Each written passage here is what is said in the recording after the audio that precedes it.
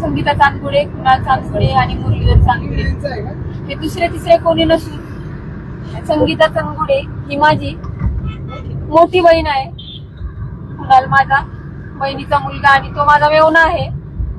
आज त्या तिघांना गमावून आमची काय परिस्थिती आहे हे आम्हाला फक्त आम्हाला आणि आमच्या कुटुंबांना माहिती आहे.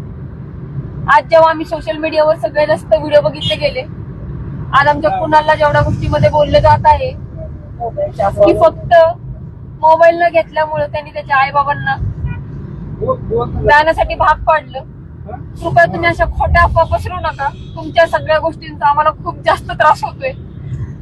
आज आम्ही त्या मोमेंटवर आहोत जिथं आज आम्ही आमच्या बहिणींची, मी माझ्या बहिणीची, माझ्या मुलाची, माझ्या मेवण्याची राग सोडून घरी चाललेलो आहोत. आणि जेव्हा घरी जाताना मोबाईल हातामध्ये बघते तर एकही अशा एका मागे एक असे व्हिडिओ येत आहेत की जिथं आमचं काळीच एकदम खाली बसलेले. तुम्ही तुमच्या मत मांडून टाकलेले व्हिडिओच्या मार्फतमध्ये.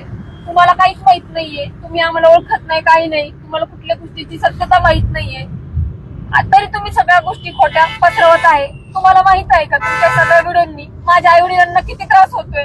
आज आम्ही 4 बहिणी आहेत. आज आमच्या वडिलांनी त्यांचं पहिलं लेकरू गमावलेलं आहे. तुम्हाला जर फोटो वाटत असेल तर इकडे बघा. ही माझी बहीण आहे, ही माझी बहीण आहे. आज आम्ही 3 बहिणी पारख्या झालो आमच्या मोठ्या बहिणीला. कृपया कुठले पण व्हिडिओ बनवताना थोडा विचार करा.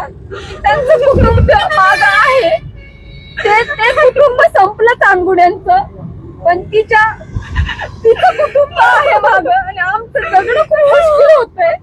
आम्ही आमच्या मनस्थितीत नाहीये की आम्ही कसं पुढे जायचं, आम्हाला कसं सावरायचंय. आम्हाला सावरू शकत नाहीये या सगळ्या गोष्टींमधनं. तर कृपया आमच्या कुणालला, आमच्या दीदीला, आमच्या मेहुण्यांना काहीही बोलण्या अगोदर थोडा विचार करा की त्या सगळ्यांना बोलताना आज माझे आई वडील 75 वर्षापेक्षा मोठे आहेत. ते हा धक्का घेऊ शकणार नाही. एवढीच तुम्हाला मी कळकळीची विनंती करते.